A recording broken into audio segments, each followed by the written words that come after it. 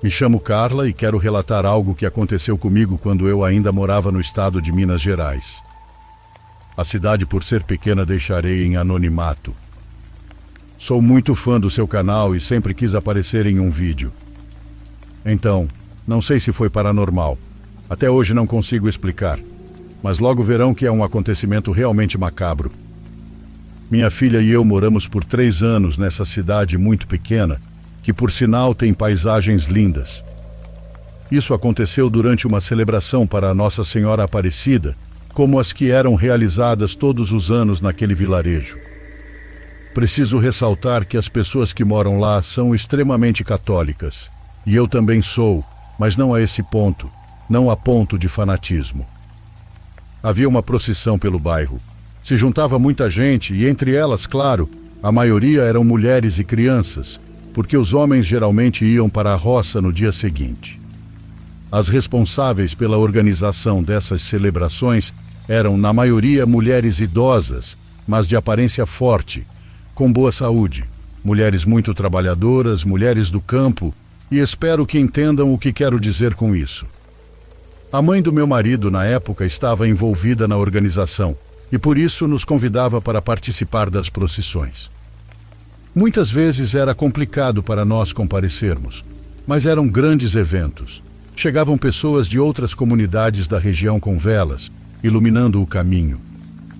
As procissões eram feitas apenas à noite. Eram cenas muito bonitas de se contemplar. O vilarejo se iluminava por velas em suas ruas e ao longo do caminho até ele. Nessa noite estava frio e quase cheio de neblina. Isso me pareceu algo sombrio, pois o ambiente ficou estranho e ao mesmo tempo parecia que a neblina e o vento sussurravam algo. Nas vezes que eu participava das procissões, não conseguia deixar de notar figuras imóveis nas partes mais escuras, como se observassem a procissão, como se ouvissem os cânticos. Finalmente chegou a vez da procissão no meu bairro. Resolvi participar de todas, já que nessa noite eu teria tempo. Fomos à primeira procissão, junto com minha filha e minha sogra. Estávamos com velas e flores, cantando. Eu fiquei um pouco para trás porque não gostava de ficar no meio da multidão.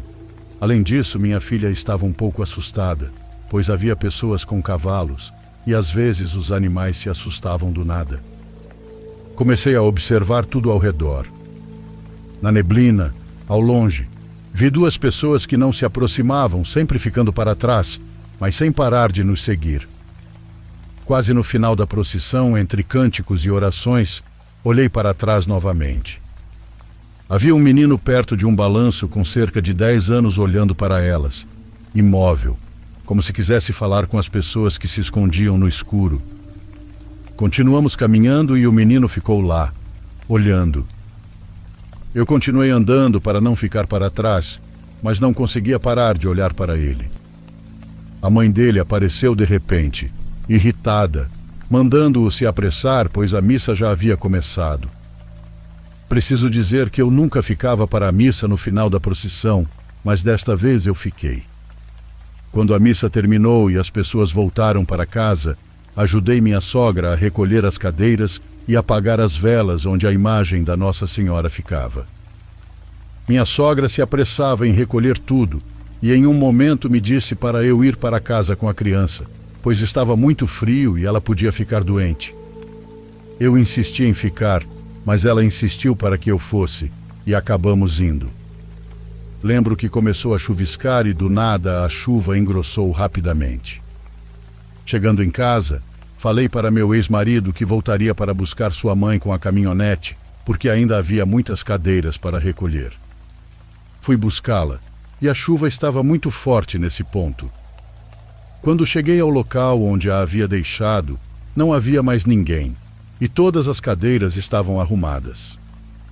Como já estava na chuva, decidi ir comprar 1 quilo de carne para fazer vaca atolada, mas para voltar ao centro, eu precisava pegar um trecho da estrada. Enquanto dirigia, vi algumas luzes ao longe, no meio da chuva. Quando cheguei mais perto, percebi que era minha sogra e as outras mulheres que organizaram a procissão. Elas carregavam velas acesas, protegendo-as da chuva com a mão em cima. O menino que olhava para a neblina também estava lá. Mesmo elas colocando a mão em cima, era impossível que as velas estivessem acesas debaixo de tanta chuva. E eu me espantei ainda mais quando vi que o menino estava com elas. O que aquele garoto estava fazendo ali? Parei a caminhonete ao lado delas, abaixei a janela e ofereci uma carona para minha sogra e as outras mulheres, brincando que já eram velhas, mas que ainda tinham tempo de vida, que iam ficar doentes. Elas me olharam, mas não responderam nada, apenas continuaram caminhando. Gritei, buzinei, mas não houve resposta. Tentei acelerar, mas com o barulho da chuva, não percebi que a caminhonete havia morrido e agora não queria ligar. Fiquei assim por cerca de 5 minutos, tentando ligar o motor. Quando finalmente consegui, tentei alcançá-las para insistir, mas elas já estavam no morro. Eu sabia disso porque ainda conseguia ver a fileira de velas à distância.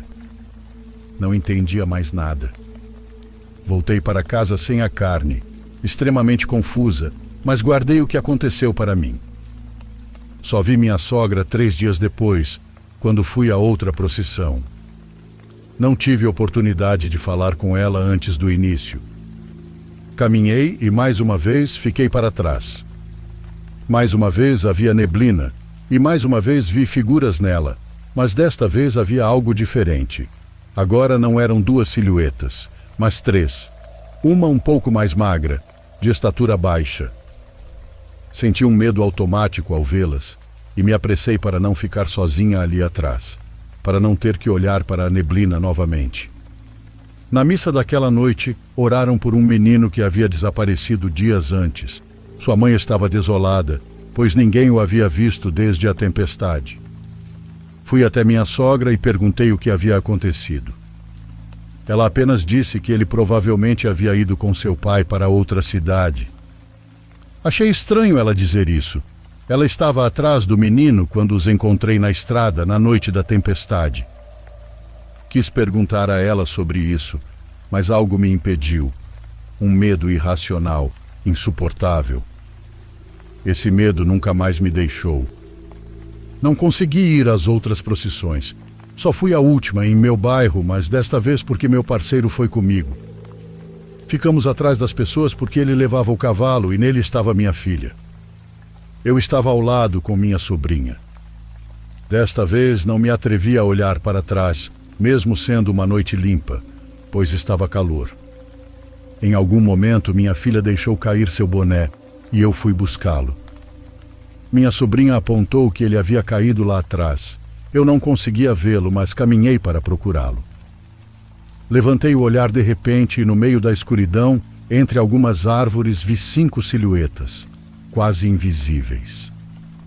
Uma delas sussurrou meu nome. Carla. Corri de volta até meu marido apavorada.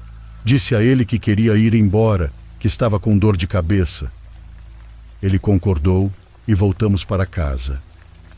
Alguns dias depois, fiquei sabendo que 2 garotas haviam desaparecido, uma delas com apenas 16 anos. Elas foram encontradas quase um dia depois, vagando sem rumo pelo mato. Um senhorzinho da igreja que as encontrou. Esse foi o acontecimento mais bizarro que já me aconteceu. Só posso caracterizá-lo como sendo algo paranormal. Obrigado pela oportunidade.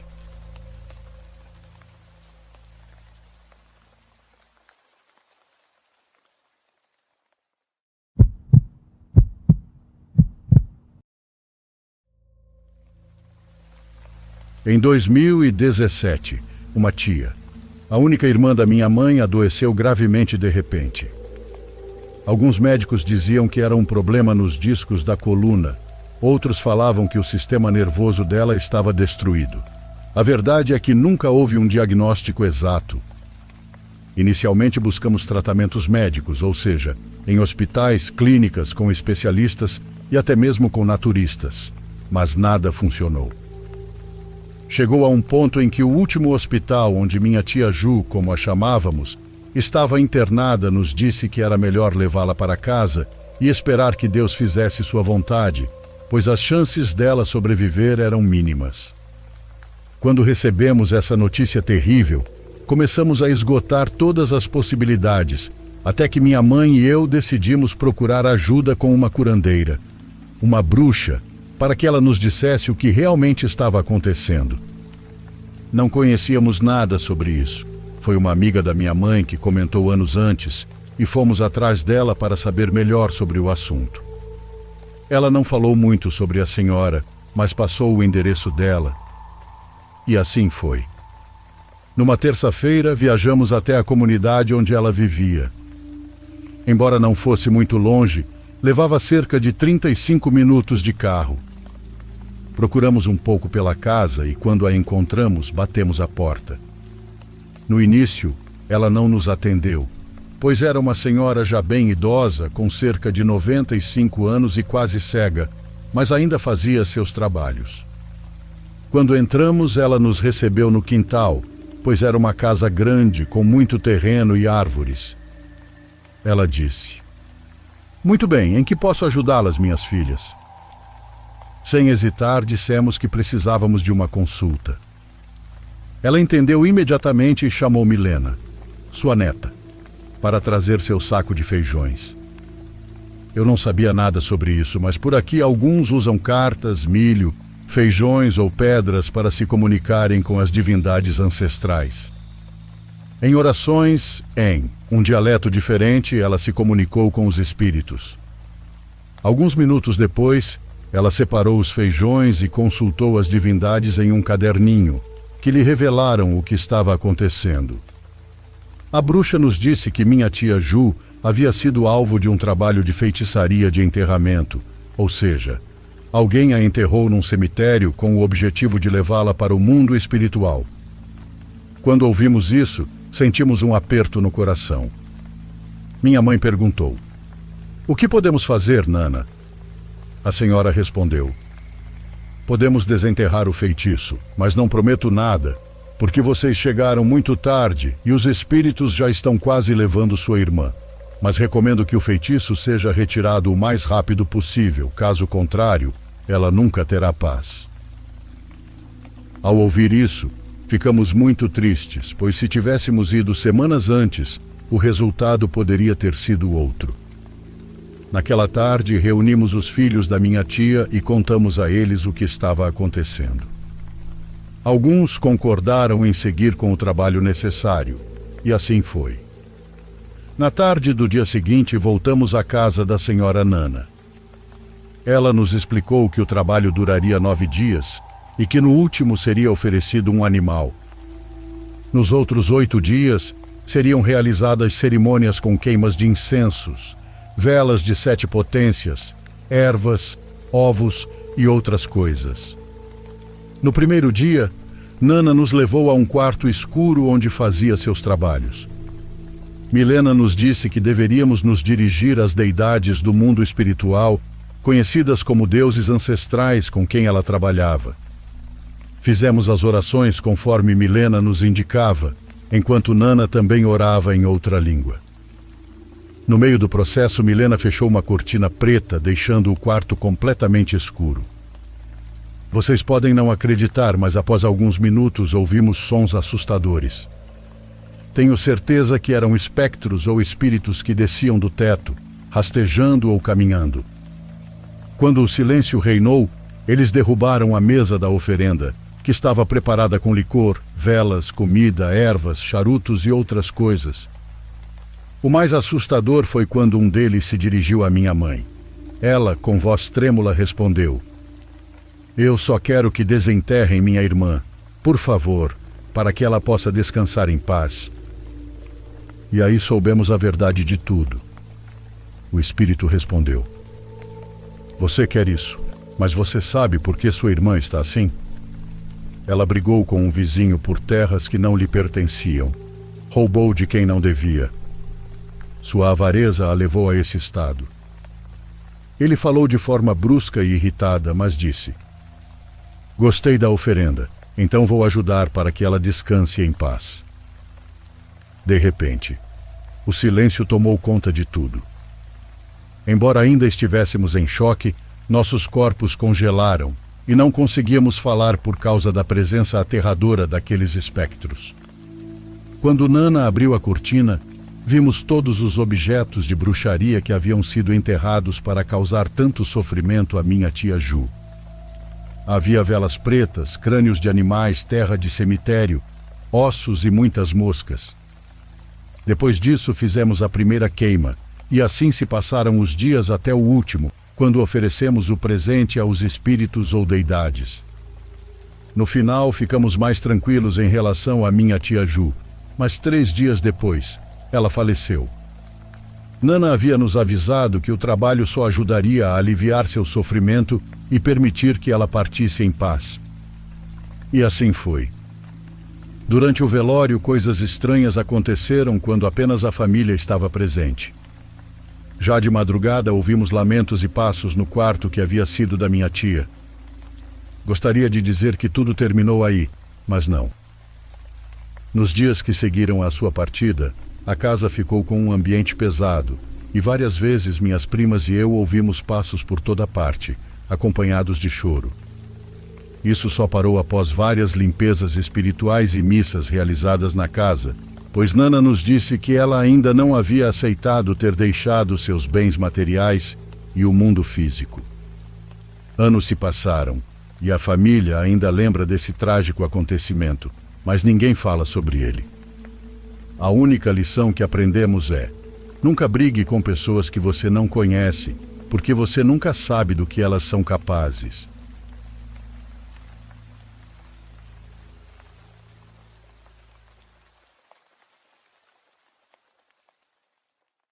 Por favor, curta e se inscreva se você estiver gostando.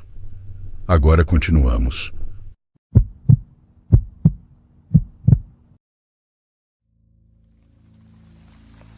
Olá, Diário dos Pesadelos. Agradeço por poder compartilhar minhas histórias com vocês. Me chamo Patrícia e moro no município do Rio de Janeiro. Não sei muito sobre pontuação, mas vou tentar da melhor forma contar alguns casos que passei. Relato 1. Quando eu era criança, não sei exatamente a idade, mas creio que tinha entre 4 ou 5 anos. Eu sempre tinha muitos pesadelos, e o pior deles era o que chamamos hoje de paralisia do sono. Nesses episódios, eu me via de bruços no chão, com os braços abertos e completamente imóvel, como se estivesse colada no chão. Diante de mim havia um enorme papa-moscas do tamanho de um fusca, que ficava bem em frente a mim. Eu tentava me mover e, ao mesmo tempo, virar o pescoço para chamar minha mãe, mas não conseguia. Naquela época, eu dormia sozinha na minha cama de solteiro. Sempre que me lembro disso, vem à mente vários pesadelos de paralisia do sono, acompanhados por um sonho ruim, como o do papa-moscas bem à minha frente, onde eu não conseguia me mexer ou sequer chamar minha mãe. Lembro como se fosse hoje. Eu tentava mexer o dedo polegar e não conseguia, muito menos me desprender do chão. Sempre que isso acontecia, eu estava no meu quarto, e o enorme papa-moscas na sala, bem à minha frente, pois a saída do quarto dava para a sala e não tinha porta. De vez em quando ainda tenho paralisia do sono, e algumas são cada vez mais esquisitas, mas nunca mais voltei a ver aquele enorme papa-moscas. Relato 2. Quando eu tinha entre 10 a 12 anos, mais ou menos. Não lembro bem a idade certa, pois isso foi há mais de 30 anos. Então, eu tinha minha melhor amiga, Fernanda. Nascemos no mesmo ano, em 1980, mas ela faz aniversário antes de mim. Estávamos na casa dela, que fica no topo de um morro. Não era uma favela, mas sim uma vila de muitas casas, e a casa dela ficava no final da vila. Embaixo tínhamos um espaço para ficar como um quintal, pois havia outras casas, e uma delas era da vizinha Cláudia, que se tornou nossa amiga. Ela morava com seu marido Ronaldo e na época tinha um filho chamado Caio, com apenas 2 anos de idade. Estávamos ali, eu e minha amiga Fernanda, conversando na frente da casa da vizinha Cláudia. Ali havia alguns bancos de praça para nos sentarmos. Cláudia pediu para ficarmos de olho em seu filho Caio, que estava dormindo, enquanto ela ia sair rapidinho. Acho que ela foi ao mercado, mas não lembro bem agora. Ela trancou a porta, mesmo com o Caio lá dentro, dormindo sozinho, e nós, eu e minha amiga, continuamos a conversar do lado de fora. De repente ouvimos o menino chorando, como toda criança quando acorda sozinha no escuro, sendo a única luz uma fresta na janela. Mesmo ele chorando muito, não podíamos fazer muita coisa, pois tudo estava trancado. Decidi subir no banco e olhar pela janela, por onde a cortina deixava uma abertura. Foi quando me deparei com ele olhando para o canto do berço, perto da parede. O chamei na intenção de acalmá-lo, para que percebesse que não estava sozinho. Ele se virou na minha direção e eu olhei para o canto onde ele estava olhando e chorando. Havia uma figura, uma sombra preta que parecia estar fumando um cigarro ou charuto, não sei direito. Eu só conseguia ver a silhueta de uma pessoa fumando algo, pois via o brilho do cigarro ou charuto. Logo em seguida, tirei meu rosto da janela e, toda sem graça e inocente, sem acreditar no que era aquilo, disse para minha amiga que havia uma pessoa no quarto com o Caio. Eu nunca me esqueço disso, e quando conto, chego a me arrepiar. Depois disso, não me lembro o que aconteceu quando a mãe dele chegou. Essa parte é vaga em minha memória. Só sei que o que eu vi era alguma entidade que fazia companhia para a criança, e por isso ela chorava tanto. Aqui deixo meu relato, que tanto queria compartilhar com vocês. Temos que tomar cuidado com certas coisas nas quais nos envolvemos, com certas pessoas que colocamos em nossas casas e com certos lugares que frequentamos. Digo isso pois podemos estar trazendo coisas malignas de outro mundo para dentro de nossos lares. Relato 3. Hoje moro na cidade de Queimados, no Rio de Janeiro, e como mencionei anteriormente, já tive muitos pesadelos com paralisia do sono, tipo: uma vez senti várias mãos passando sobre meu corpo. Outra vez ouvi um barulho de sacola se mexendo por trás de mim na cama. E outra, vi meus filhos todos dormindo perto de mim, como se fosse tudo normal, ou como se eu estivesse fora do meu corpo assistindo aquilo. Mas não conseguia respirar direito. Não conseguia me mexer, gritar ou acordar. Era como se eu fosse morrer ali mesmo, sem conseguir respirar. Relato 4. No final do meu quintal, ao lado, há um sítio com 2 casas. Uma delas, que já foi derrubada, fica no final do meu quintal, onde só sobrou a parede dos fundos que separa meu quintal do sítio e o piso da casa. Alguns tempos atrás morreu um senhor que morava nessa casa encostada no meu terreno, mas isso foi bem antes de eu me mudar para cá. Eu me mudei em meados de 2016 e isso havia ocorrido anos antes.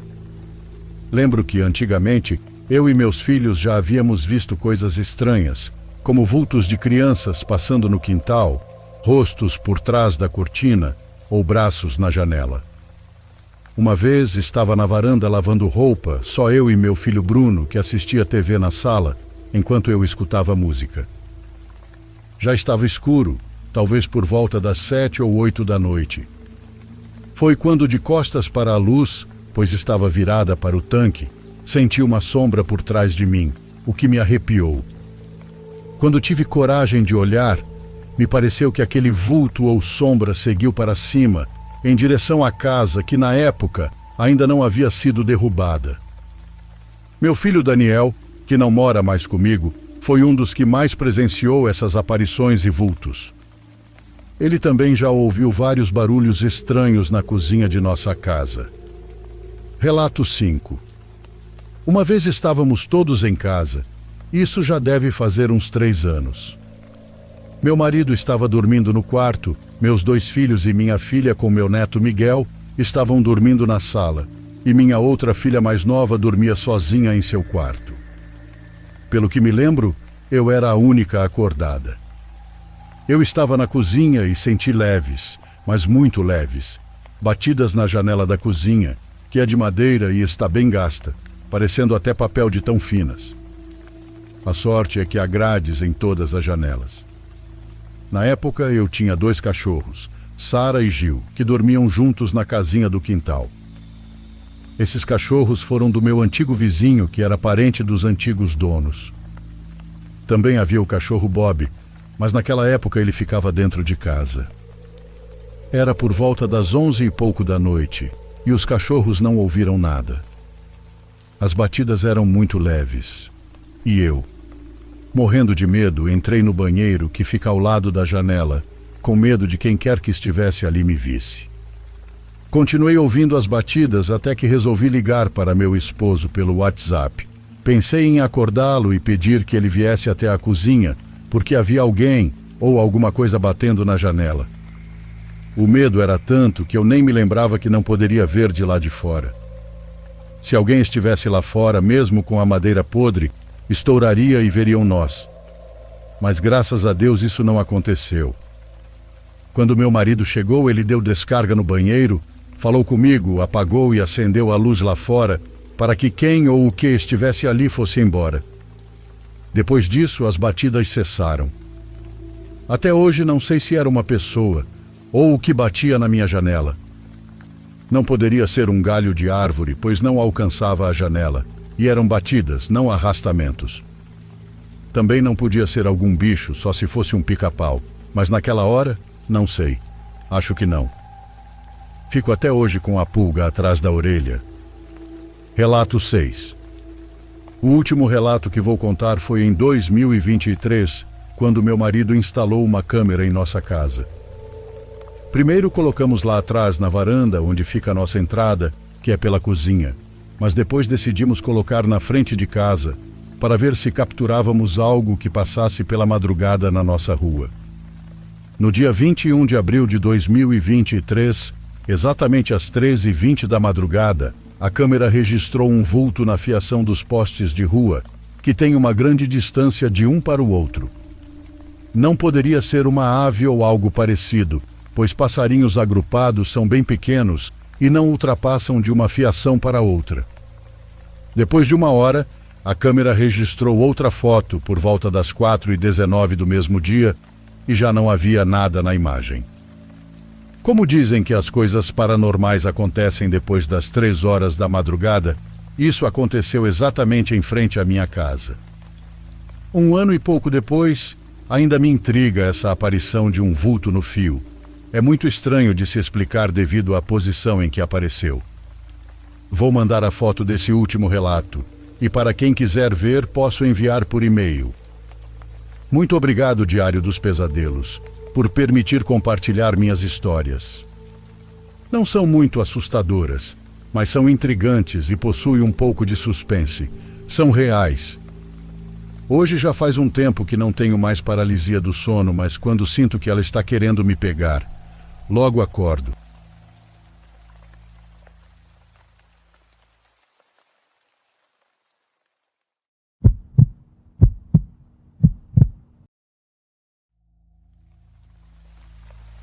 Minha história aconteceu há anos atrás, quando eu era uma pessoa do mato.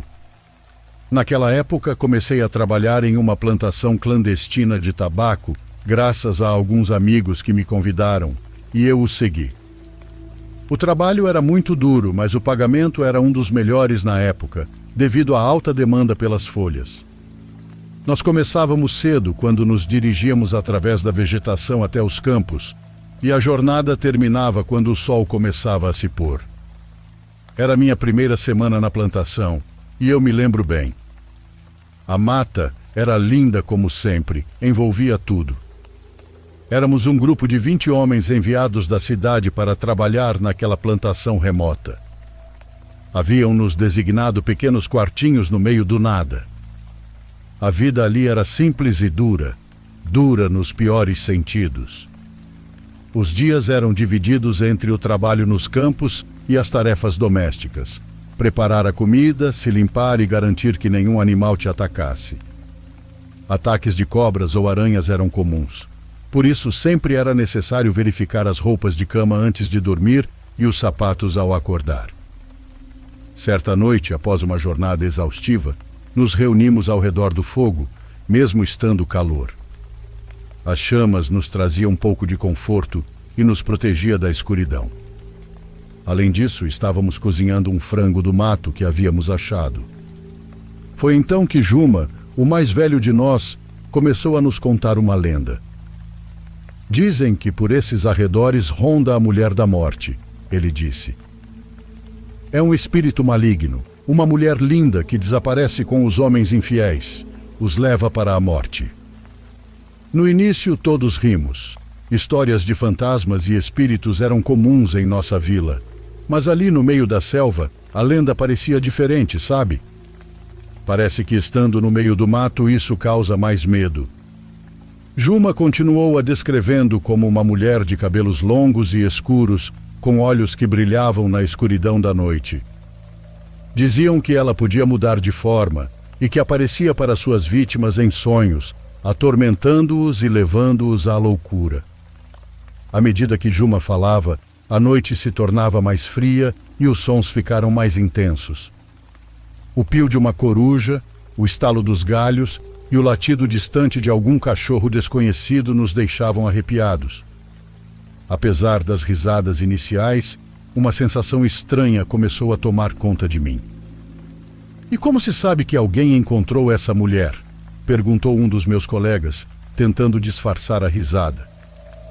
Dizem que os homens que a veem nunca mais são os mesmos, respondeu Juma. Ficam marcados para sempre, com um olhar perdido e consumidos pelo medo. Vou contar uma história da qual fui testemunha anos atrás, continuou ele, e todos nós nos ajeitamos nos banquinhos para escutar. Quando eu era jovem, conheci um homem chamado Pereira. Ele era um jogador inveterado e um beberrão de primeira. Tinha uma mulher trabalhadora e filhos que o adoravam, mas ele só pensava em si mesmo. Ele mandava sua família trabalhar desde o amanhecer, enquanto passava os dias e noites nos cassinos das vilas vizinhas.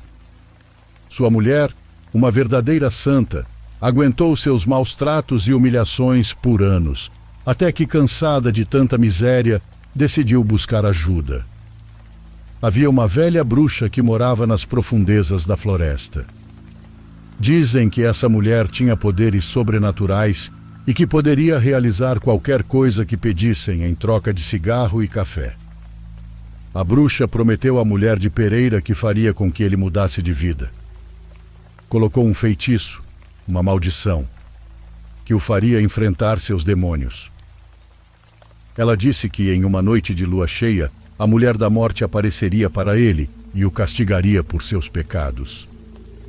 Juma então relatou o que aconteceu.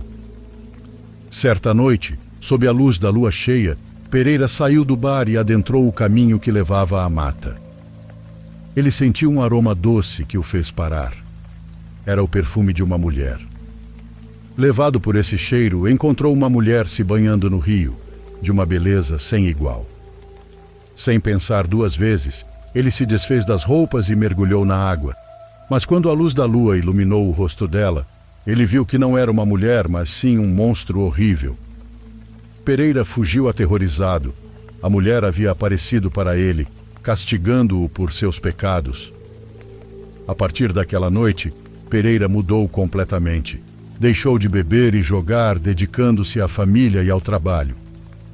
A mulher o havia marcado para sempre. Juma concluiu seu relato com um olhar pensativo, e a noite seguiu com todos aterrorizados por conta dessa história. Pois durante toda essa madrugada ouvimos gritos de uma mulher ao longe na floresta. Ninguém foi verificar. Parecia até que tínhamos atraído algo. Foi a única vez que ouvimos isso enquanto estivemos lá.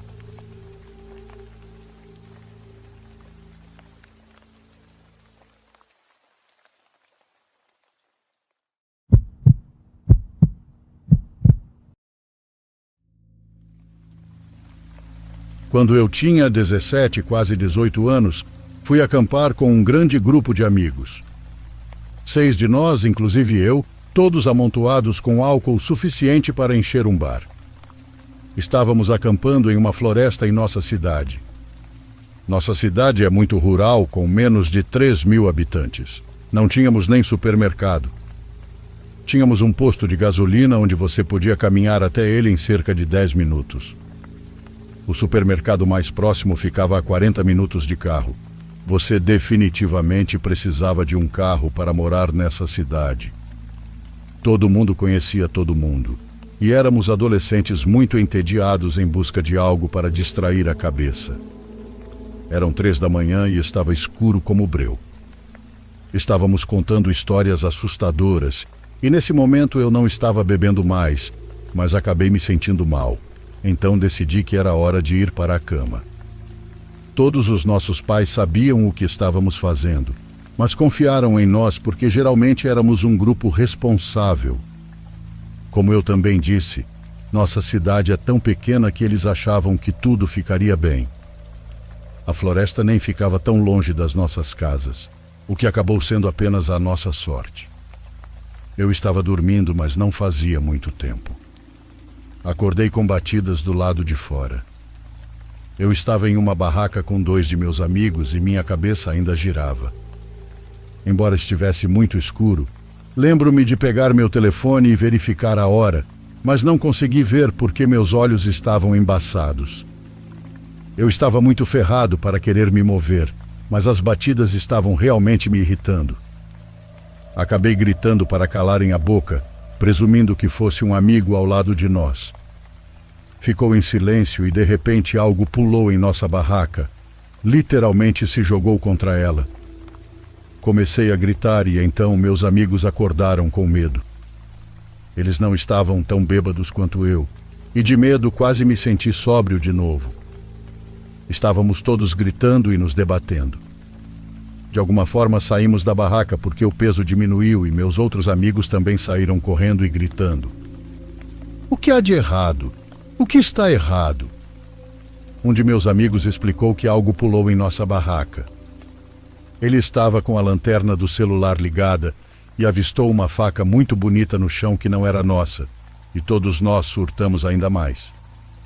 Um dos meus amigos acabou gritando que todos nós tínhamos que nos acalmar e sair dali e voltar para a casa dele. Nós concordamos e não levamos nem metade das nossas coisas. Nós apenas pegamos o que quer que fosse e fugimos de volta para a casa. Foram talvez 20 minutos correndo no escuro, totalmente apavorados. Quando chegamos lá, ele tinha a chave e todos nós simplesmente se jogamos para dentro. Não conseguíamos parar de nos perguntar o que havia acontecido, e os pais do meu amigo até acordaram enquanto estávamos falando muito alto. O pai do meu amigo disse que de manhã todos nós voltaríamos e daríamos uma olhada e que provavelmente apenas imaginamos as coisas. Mas não tinha como imaginar aquela faca no chão. Não era de ninguém que estava conosco. Ela estava limpa e era muito nova. Mais tarde, quando acordei, me senti muito mal, mas também sabia que não tinha imaginado isso. Todos acreditaram em nós, mas o pai do meu amigo não. Isto é, até chegarmos lá. Quando voltamos, nossas barracas estavam todas desmontadas e as coisas que deixamos também desapareceram. Nossos sacos de dormir, um pouco de comida e álcool simplesmente sumiram. Um dos meus amigos também deixou uma sacola e ela também sumiu. Ela não tinha nada importante dentro de si, felizmente, mas ainda assim foi levada. O pai do meu amigo conhecia muito bem os policiais locais devido ao tamanho da cidade. Eles concordaram que era estranho e disseram que deveríamos evitar aquela área. Eles examinaram a cena, mas nunca encontraram nada. Nenhuma impressão de mãos ou qualquer boa evidência. Não sei o que é mais assustador. A ideia de algo pular na nossa barraca e rasgá-la, ou que alguém queria nos roubar e matar. Não há nada nesta floresta. No entanto, é realmente perturbador pensar que foi alguém da nossa comunidade local. Essa lembrança ainda me dá arrepios até hoje. Já se passaram alguns anos desde que isso aconteceu e ainda converso com todos os meus amigos que estavam lá.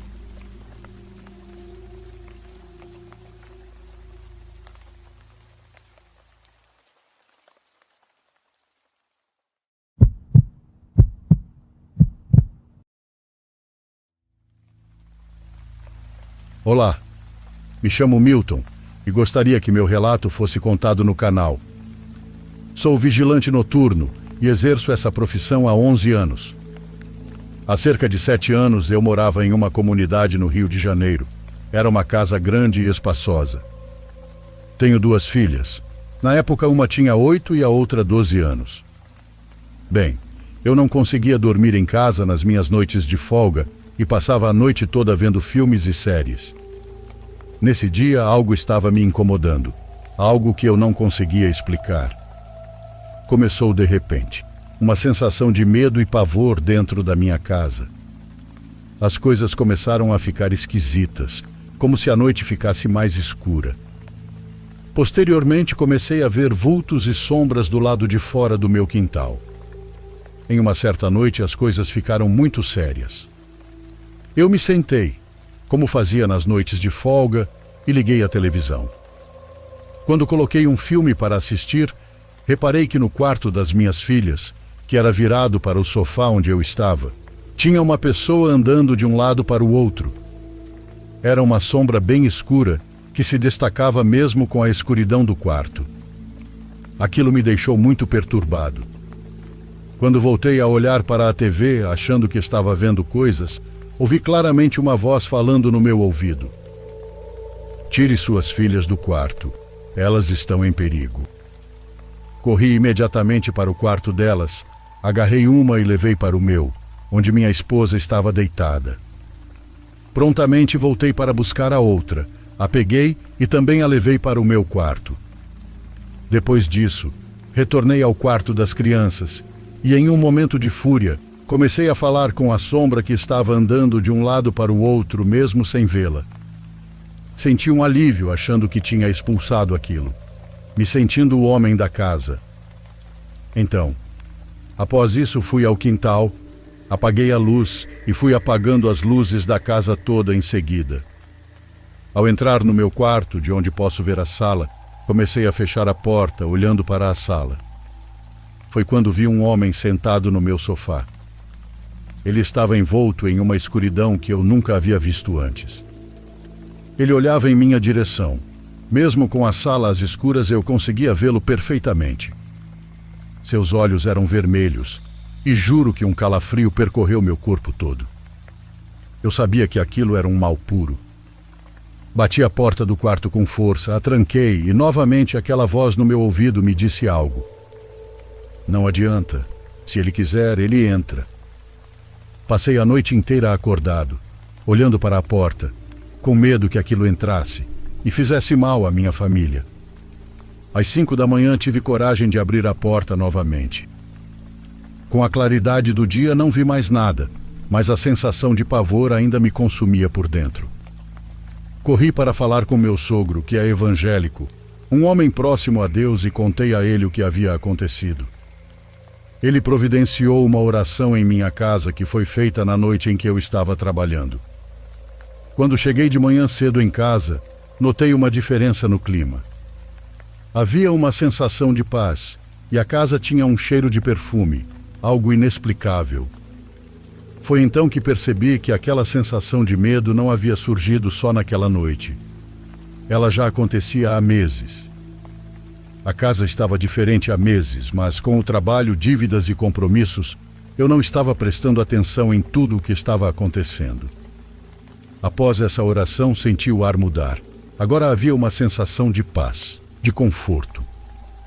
Percebi que aquela coisa já tentava nos dominar há meses, mas talvez só tivesse tido forças para se manifestar naquele momento. Sou muito grato às pessoas que fizeram a oração em minha casa, pois nunca mais senti aquela sensação de pavor e medo. Esse é o meu relato, e gostaria que fosse contado no canal. Essa história não saiu da minha família, pois tive medo de que achassem que eu estava louco ou alucinando.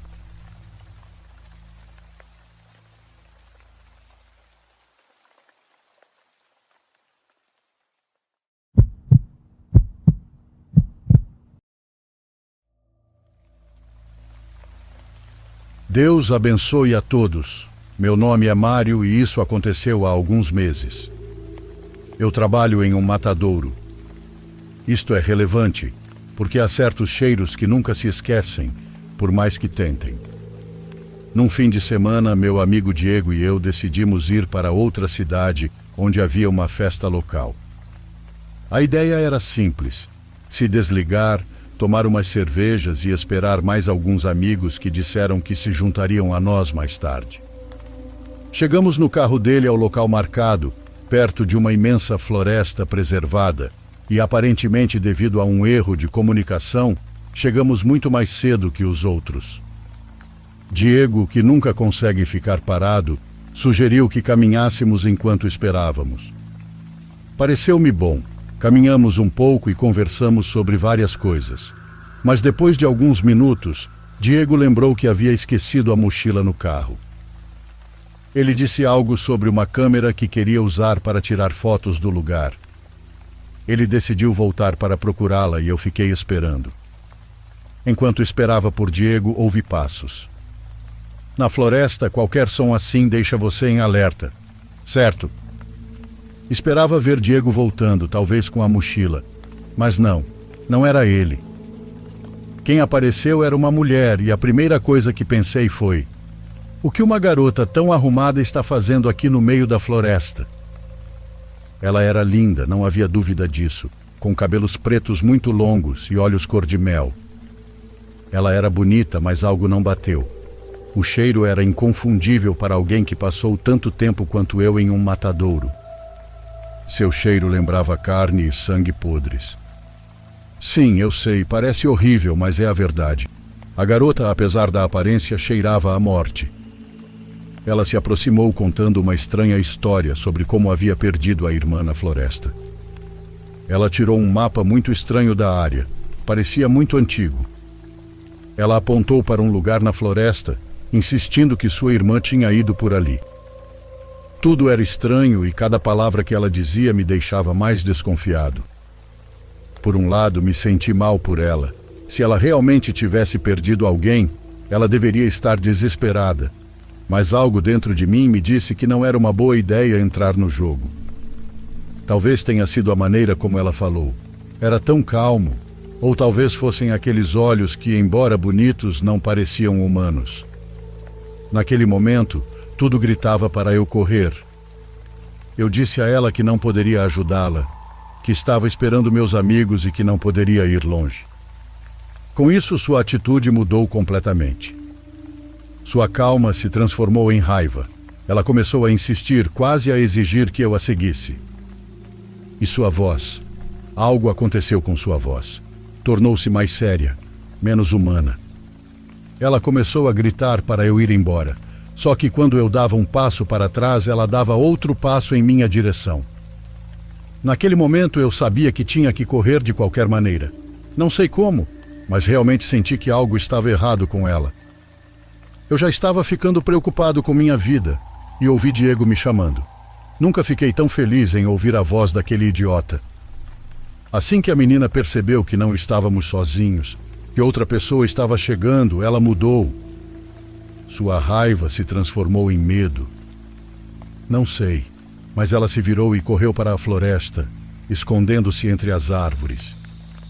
Diego chegou com a mochila na mão, me perguntando o que tinha acontecido e por que aquela garota estava gritando comigo. Contei tudo a ele e ele ficou tão surpreso quanto eu. Tanto ele quanto eu acreditamos em coisas paranormais, e a verdade é que pensamos que talvez aquela mulher pudesse ser uma bruxa.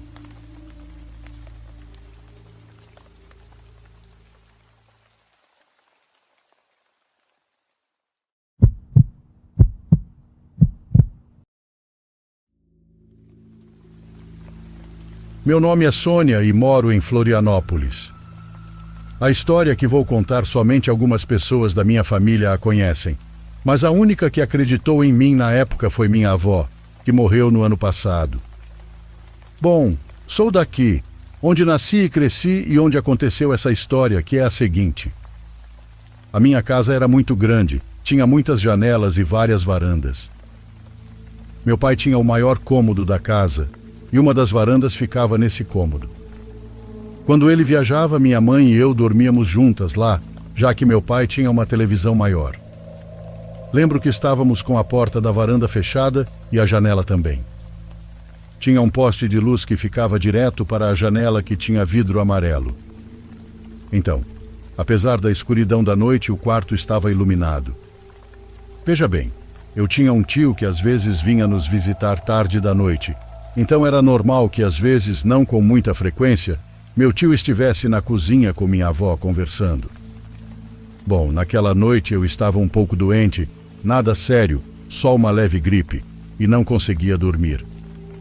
Minha mãe já estava dormindo e eu estava deitada olhando pela janela, quase adormecendo nesse ponto. Em algum momento da manhã entrou um homem muito alto no quarto, vestido de preto com chapéu. Lembro que era só tipo uma sombra, mas estava bem nítida, bem definida. Não vi o rosto dele. Pensei que fosse por causa da escuridão da noite. Também não tive medo porque, como disse, pensei que meu tio tivesse vindo nos visitar. Então o cumprimentei e ele respondeu com uma voz muito fraca. Não me lembro de tê-lo visto sair pela porta, porque no momento em que ele falou comigo, caí num sono profundo. Na manhã seguinte, acordei feliz perguntando sobre meu tio, mas ele não estava em casa. Ele estava na cidade dele. Todos em casa me olharam de forma muito estranha quando perguntei pelo meu tio. Fui ao quarto da minha avó e contei-lhe o que aconteceu comigo, ao que ela me disse que algum anjo me visitou, pois não me fez mal. Hoje creio eu que ela disse isso somente para me acalmar. Por muitos anos acreditei nisso. Nunca deixei de pensar nisso. Talvez tenha aceitado para não ter medo. Mas há poucos dias ouvi uma história que muitas pessoas teve um encontro assim, porém mais aterrorizante. E foi aí que meu sangue gelou, porque naquela casa eu não só vivi essa experiência, naquela casa não tinha nada de bom. E acho que quem me visitou não foi um santo, e sim algo das trevas.